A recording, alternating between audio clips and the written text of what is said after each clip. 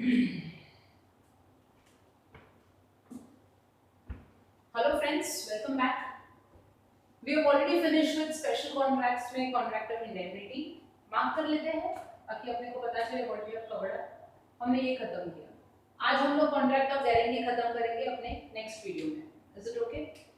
So हम module 3 पे हैं. हम special contracts कर रहे थे और उसके अंदर हमने लास्ट सेशन में contract of indemnity खत्म किया था और आज के रिकॉर्डिंग में मैं आपको contract of guarantee समझाने वाली हूँ. Is it okay everybody?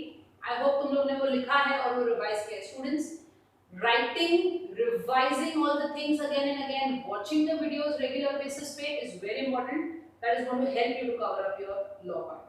Okay? So contract of guarantee is section 126. Is it clear everybody? अगर आपको याद होगा तो हमने contract of indemnity का भी section दिया था. Is it clear? और अभी हम लोग contract of guarantee कर रहे हैं तो contract of guarantee का section is 126. So according to Special Contracts Act, contract of guarantee is defined as per section 126. देखते हैं contract of guarantee क्या है? Understand with me? A contract of guarantee is a contract to perform the promise or discharge the liability of a third person in case of his default. मुझे पता है सब bouncer है. Example लेते हैं एक तो आपको अच्छी तरह से समझ में आए. पार्टीज, तीन पार्टीज होता है, principal, debtor, creditor and surety. So this is the first party, second party and third party. Okay? Principal debtor ने creditor से लोन लिया है. creditor ने principal debtor को लोन दिया है. ये दोनों के ट्रांजैक्शन में श्योरिटी जो है वो गारंटर का काम कर रहा है. गारंटर मतलब वो क्रेडिटर को प्रॉमिस करता है अगर डेटर ने तेरा पैसा नहीं दिया तो मैं दूंगा. विटनेस जिसको बोलते हैं, गारंटर जिसको बोलते हैं. ठीक है? तो श्योरिटी ने क्या बोला क्रेडिटर को, इसने नहीं दिया ना तो मैं दूंगा. अभी डेफिनेशन देखेंगे तो आपको समझ में आएगा. So contract of guarantee is a contract to perform the promise. इसने इसको प्रॉमिस किया कि मैं परफॉर्म करूंगा. और discharge the liability of a third person. ये इसको क्या बोल रहा है कि इसने नहीं भरा तो मैं भरूंगा और इसका लायबिलिटी डिस्चार्ज कर दूंगा in case of his default. मतलब इसने नहीं भरा तो इसके बदले में मैं तेरे को पैसा दूंगा. तो फर्स्ट कॉन्ट्रैक्ट किसके बीच में हुआ? Debtor and creditor. First contract बराबर, डेटर और क्रेडिटर के बीच में फर्स्ट कॉन्ट्रैक्ट. डेटर और श्योरिटी के बीच में हुआ सेकंड कॉन्ट्रैक्ट कि भाई तू मेरे लिए गारंटर का काम कर और तूने अगर कर दिया तो फिर मेरे लिए आसान हो जाएगा. तो श्योरिटी उसको बोल रहा है कि ठीक है तू नहीं दे पाएगा तो मैं दे दूंगा. और तीसरा कॉन्ट्रैक्ट किसके बीच में हुआ? श्योरिटी और क्रेडिटर की. इसने नहीं दिया तो तेरे को मैं पैसा दे दूंगा. तो बेटा तीन कॉन्ट्रैक्ट होता है इसके अंदर, ये पर्टिकुलर कॉन्ट्रैक्ट ऑफ गारंटी में. कौन से है? First contract between debtor and creditor, second contract between debtor and surety and third contract between surety and creditor. So 1, 2 and 3. Is it okay? आप बोलो पहला कॉन्ट्रैक्ट किसके बीच में? डेटर और क्रेडिटर ने. इसको लोन दिया, इसने लोन लिया, बराबर. दूसरा कॉन्ट्रैक्ट डेटर और श्योरिटी कि मैं तूने नहीं दिया तो मैं तेरे बदले में इसको पे कर दूंगा. ओके? तीसरा कॉन्ट्रैक्ट श्योरिटी एंड क्रेडिटर कि इसने नहीं दिया तो मैं तेरे को पे कर दूंगा या इसने नहीं दिया तो तुझे पे करना पड़ेगा. बराबर. तो तीन कॉन्ट्रैक्ट अराइज हो रहे हैं कॉन्ट्रैक्ट ऑफ गारंटी में. Principal, debtor and creditor, debtor and surety and surety and creditor. Is it clear? तो ऐसा करके इसके बीच में तीन कॉन्ट्रैक्ट अराइज होते हैं. अगर आपको फर्स्ट एक ही बार में नहीं समझ में आया तो ये वीडियो को बार-बार देखो तो आपको ये कॉन्सेप्ट समझ में आ जाएगा and it is very easy to understand. Okay? तो डेफिनेशन और पार्टीज आप लोग देख लो 10 सेकंड में.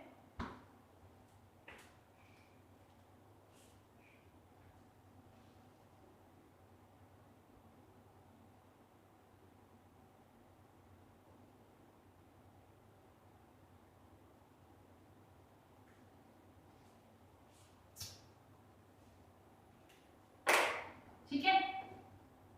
तो अब हम इसके एसेंशियल्स के पास जाते हैं. There is understand what are the essentials? All essentials of valid contract. All essentials of valid contract में क्या-क्या होना चाहिए बेटा? तू बता मुझे.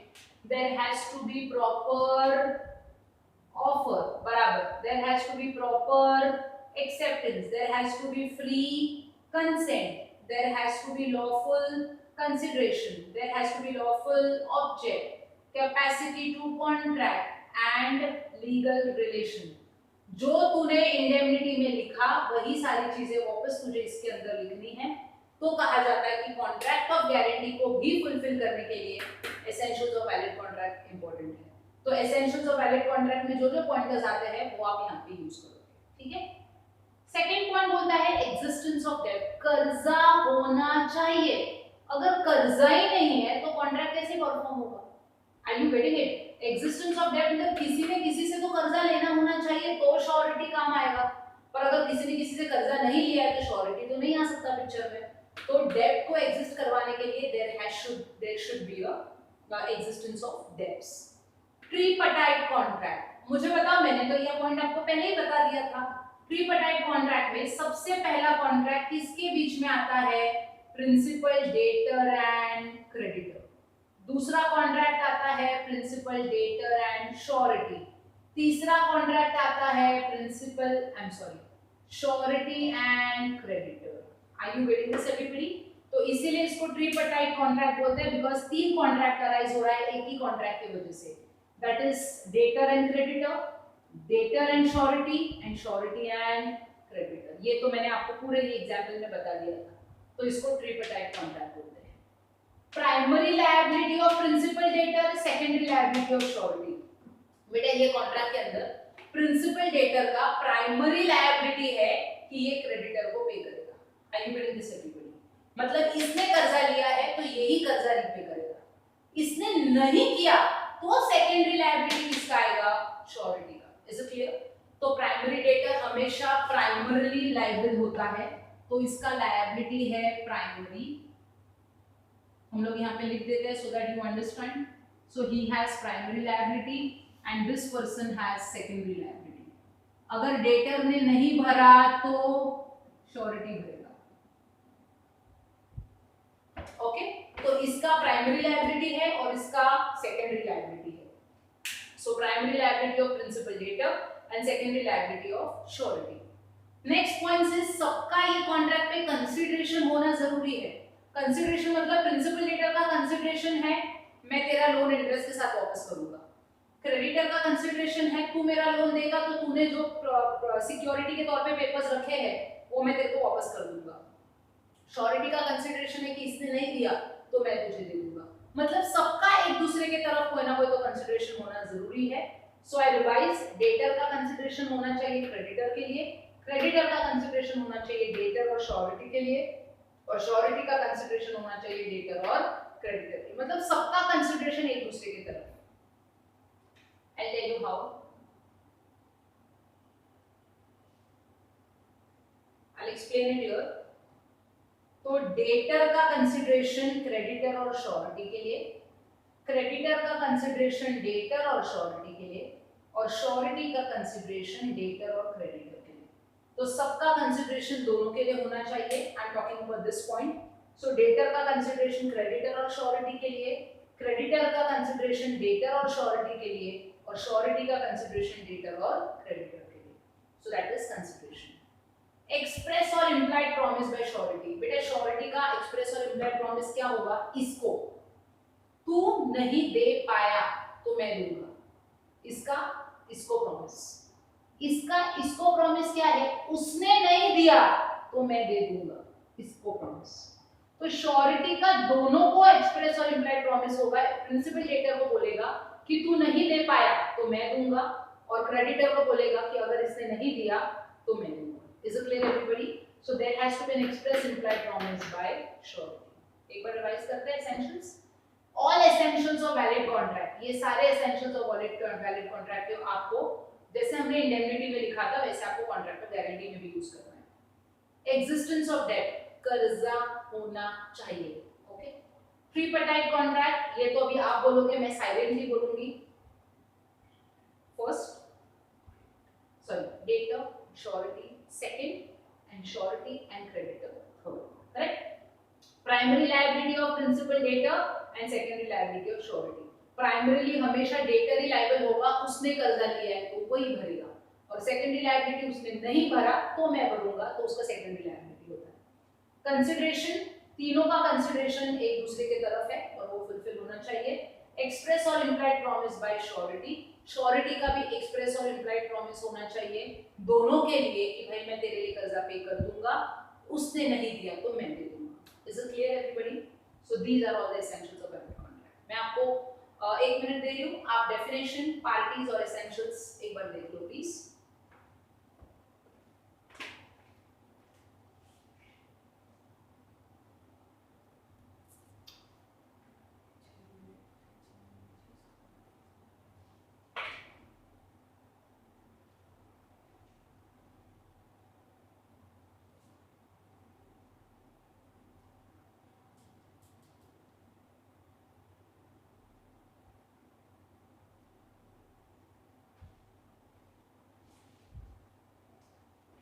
Okay, now we will understand the types of guarantee. कौन से अलग अलग टाइप के गारंटी होते हैं? बेटा सिर्फ दो ही टाइप्स के गारंटी है, specific guarantee and continuing guarantee. I wanted to understand this clearly with me. What is specific guarantee?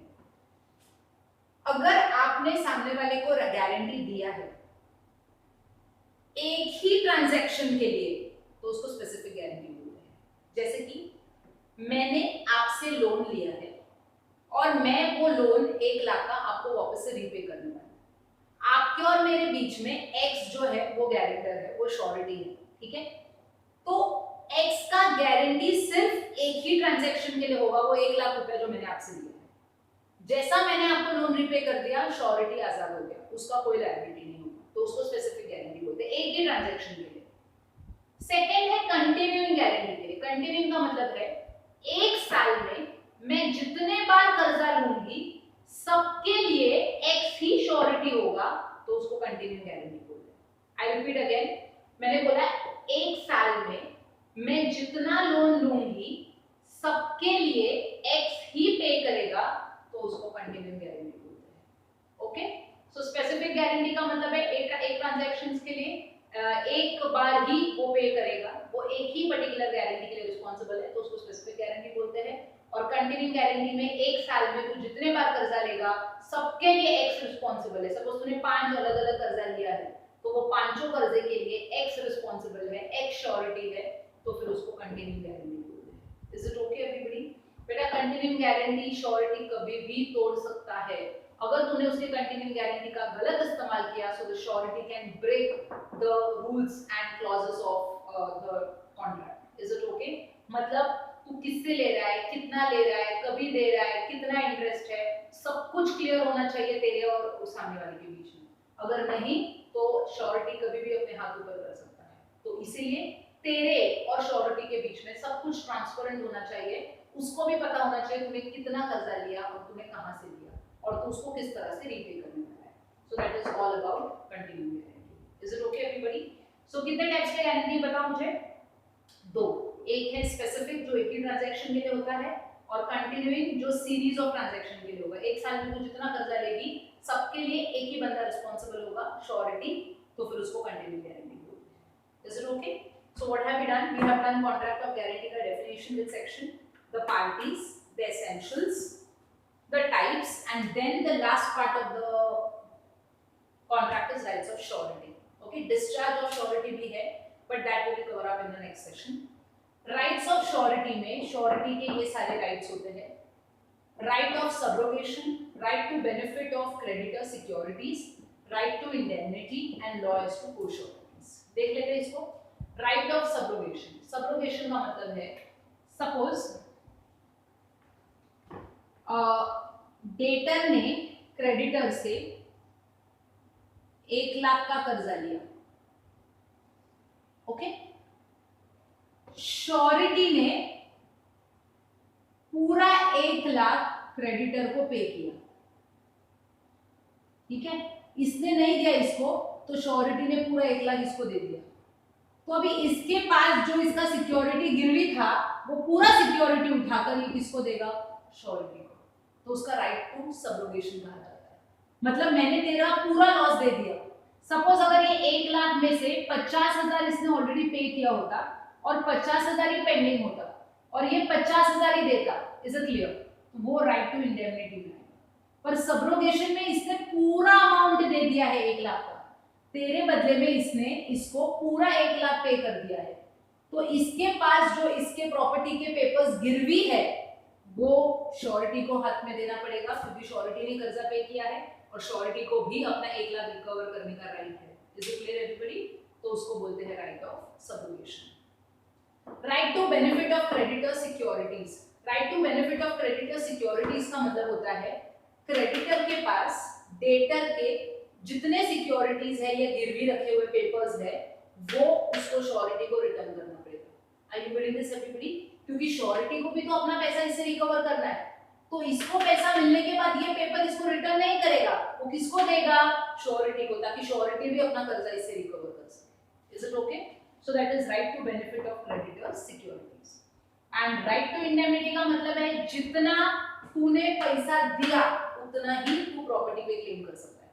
Like इसने 1 लाख का कर्जा लिया था, इससे 50,000 इसने पे कर दिए, 50,000 ही पेंडिंग है पर वो नहीं कर पा रहा है, तो श्योरिटी ने 50,000 पे किया, तो इसके प्रॉपर्टी पे ये सिर्फ 50,000 का क्लेम कर सकता है। जितना इसने दिया, जितना इसको लॉस हुआ उतना ही वो क्लेम करेगा, वो पूरे 1 लाख पे क्लेम नहीं कर सकता है, तो उसको बोलते हैं right to indemnity. And law is to co securities या को श्योरिटीज का मतलब है सपोज एक ही ट्रांजैक्शन के लिए एक से ज्यादा श्योरिटी है, लाइक ए भी है और बी भी है, ये 2 श्योरिटीज है एक ही ट्रांजैक्शन के लिए, और इसको 1 लाख रुपए देना है जो इसने नहीं दिया, तो 50,000 ए देगा और 50,000 बी देगा, क्योंकि एक ही ट्रांजैक्शन में 2 श्योरिटीज है, तो दोनों आपस में बांट के अपना जो ट्रांजैक्शन या कॉन्ट्रैक्ट है उसको फुलफिल करेंगे, तो उसको को श्योरिटीज बोलते हैं। मतलब एक ही डेट में एक ही कर्जे में एक से ज्यादा श्योरिटीज है, तो उसको को श्योरिटीज कहा जाता है। Okay everybody? So rights of surety, we'll revise the whole answer so that the concept is more clear. Contract of guarantee, section 126 definition says a contract of guarantee is a contract to perform the promise or discharge the liability of a third person in case of his default। मतलब उसने नहीं दिया तो surety पे करेगा, बराबर? Parties कितने हैं? there are 3 parties, principal, debtor, creditor and surety। एक से ज्यादा गारंटर या एक से ज्यादा श्योरिटी कॉन्ट्रैक्ट या ट्रांजैक्शन में हो सकते हैं। एसेंशियल्स चेक करो मेरे साथ, all essentials of valid contract. Valid contract में तुम लोगों ने जितने एसेंशियल्स किए आपको सारे एसेंशियल्स इसमें फुलफिल करने हैं। Proper offer, proper acceptance, free consent, lawful consideration, lawful object, capacity to contract and legal relation. जो एसेंशियल्स ऑफ वैलिड कॉन्ट्रैक्ट है वही इसके एसेंशियल्स है। एग्जिस्टेंस ऑफ डेब्ट, पार्टीज के बीच में डेब्ट एग्जिस्ट होना चाहिए, कर्जा होना चाहिए।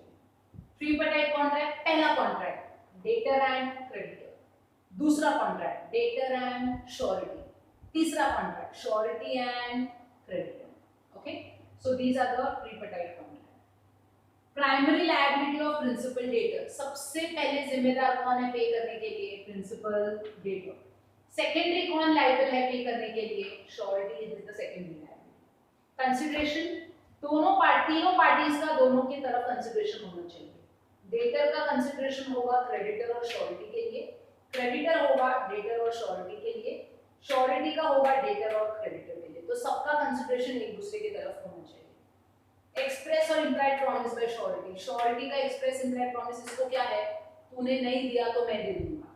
इसको क्या है कि मैं पैसा रिकवर, आई एम सॉरी, इसने नहीं दिया तो फिर मैं तेरे को दे दूंगा। इसलिए अगर ये डिफॉल्ट पे है तो इसके बदले में मैं तुझे दे दूंगा, तो दोनों के तरफ उसका एक्सप्रेस और इम्प्लाइड प्रॉमिस होगा जो उसको फुलफिल करना है।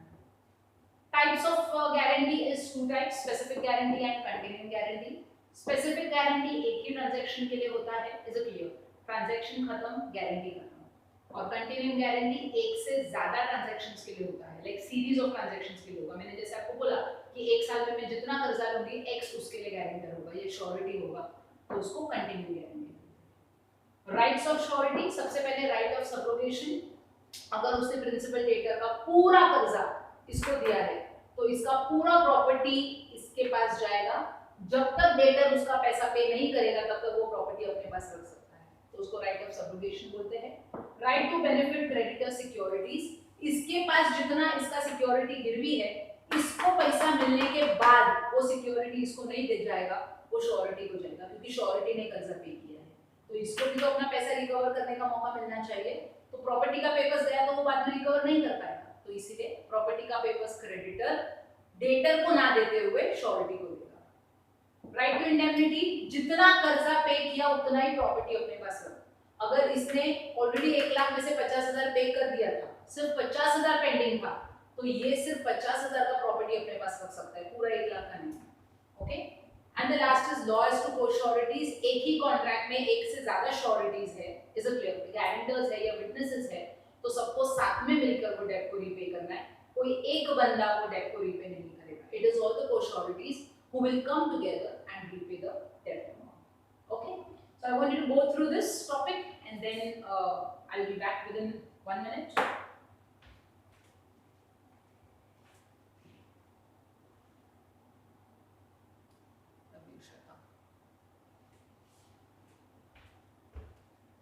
Okay students, so this is contract of guarantee and we are done with this.